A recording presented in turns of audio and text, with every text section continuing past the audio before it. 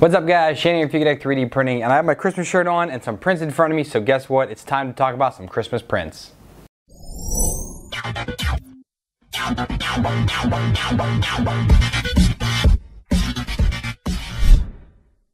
If you've seen any of my other videos, when it comes around the holiday seasons, I love to print decorations with my 3D printers. I mean, why not? You have them. I have tons of filament laying around, so it's pretty cool to actually pick something off Thingiverse, print it, and bam, you have something. Now, since Christmas is here, everyone who celebrates Christmas, well, I shouldn't say everyone, most everyone has a Christmas tree. What do you put on Christmas tree? Ornaments. So I went ahead on Thingiverse and found a few ornaments to print. The first one was this egg. This actually ended up being an awesome torture chest for my Geeetech Persa i3, which was a great thing. So I mean, this is basically like the lattice cube that Angus at Makersmead made, but it's just hollow on the inside, and it came out great. You really need to have your retraction settings in there, but this is a great little print. You probably could figure out some way to put something else inside of it. If you have a multi extruder printer, put another STL inside of this and have something like encaged in the print.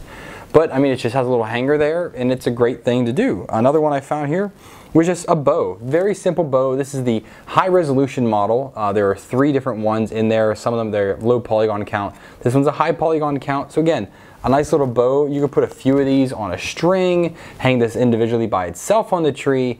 There's so many different options you could do with something very simple like this.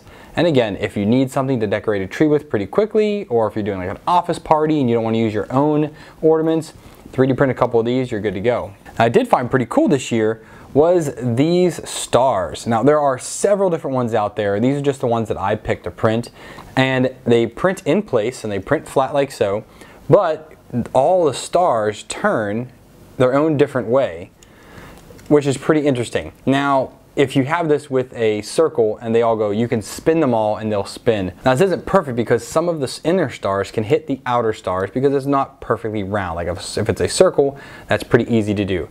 But I mean, it's still pretty cool for an ornament to have a whole bunch of different stars in there. Again, they can be configured a whole bunch of different ways. This model ended up coming with this file on Thingiverse, ended up coming with 2 different models, and they have different tolerances. This was the lower tolerance, this one was the higher tolerance, and this one was a little bit harder to break when I first, started messing with the print. But once I got it broken, all the pieces started moving pretty easily. So I mean, it's a pretty cool little thing, and there's a lot of like snowflakes out there that have these, but literally you can just search ornament, and there are thousands of different prints on Thingiverse to pick from. So put any type of ornament. Last year I did a bunch of Star Wars ornaments, which were really, really cool, and I still have those on my tree today. I didn't want to showcase them again because it was something I showed last year.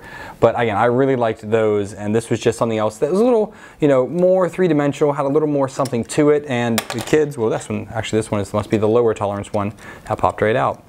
But anyways, this is super fun. Kids would like playing with these and having these, so it's a very nice and easy print that you can do. Now I'm a huge Lego fan, and I've been working on a Lego project for my kids from another thing I found, but in my searching with Lego and Christmas, I came across this wreath.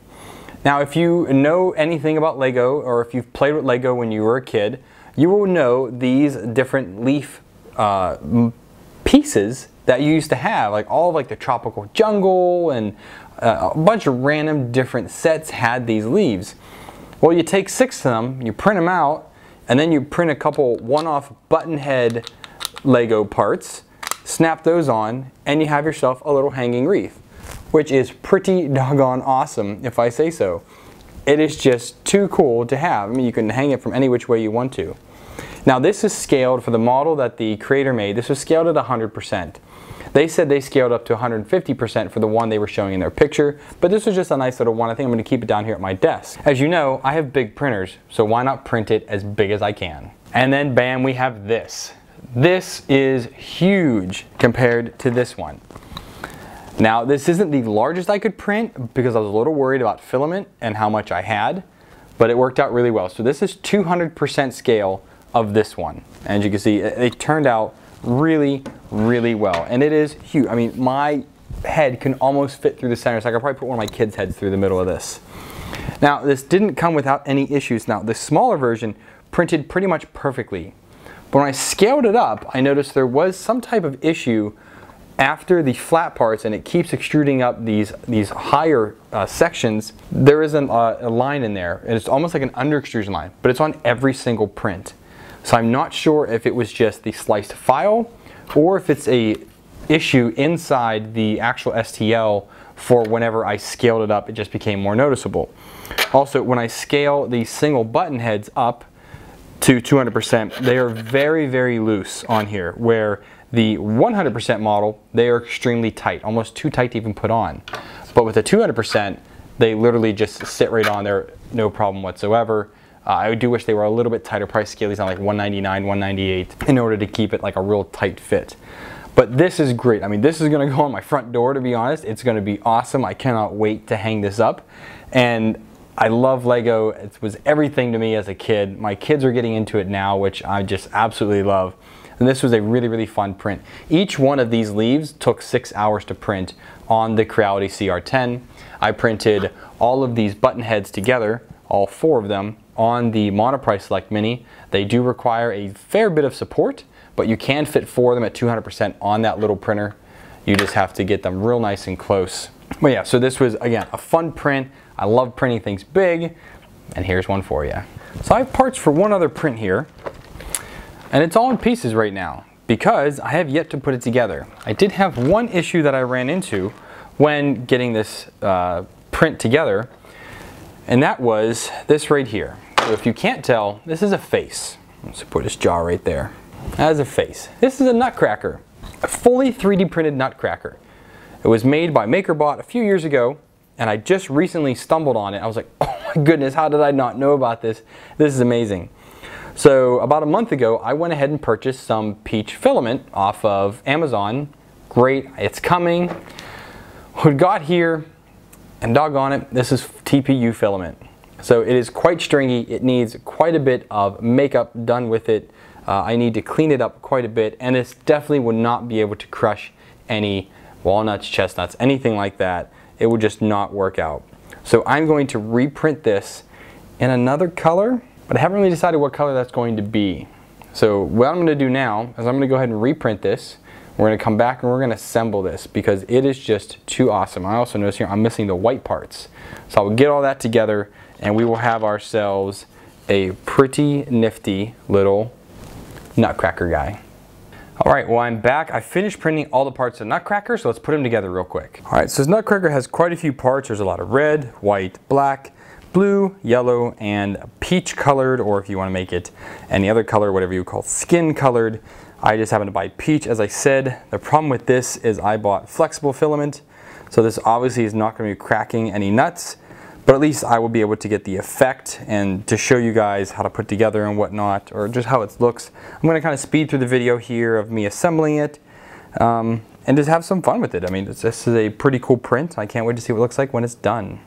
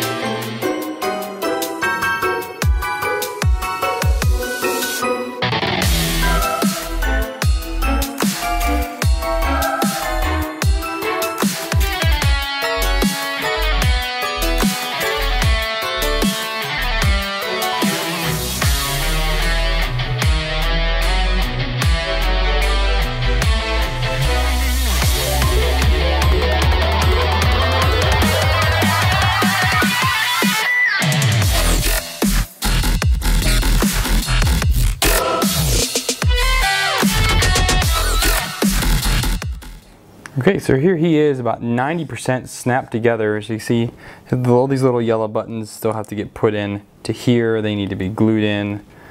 And I'm not gonna glue all of it right now, simply because I don't want to do it with the flexible head. It does look really nice though.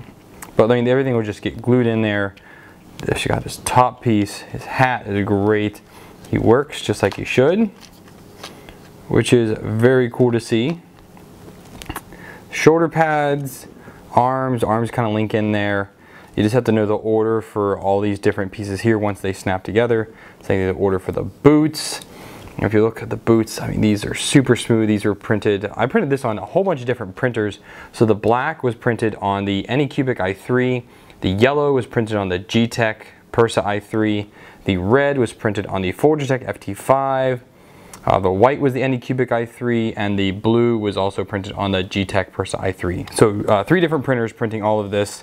I was able to make this come out really, really quickly. On the Thingiverse page, it's great because he tells you the different colors of all the different pieces. So all the different pieces, what colors they need to be printed on.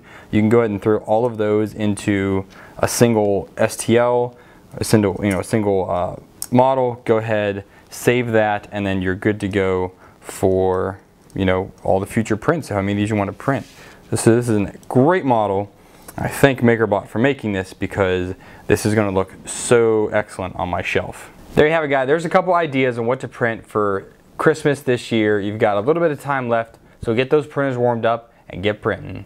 Hope you guys enjoyed the video. If you did, you know what to do. Like the video, leave me a comment down below whether you liked it or didn't like it. Support me by subscribing. Donate me via Patreon, help me do more videos like this so I can, buy more filament.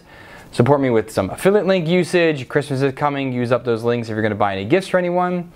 I thank you guys so much for watching. Merry Christmas, and until next time, happy printing.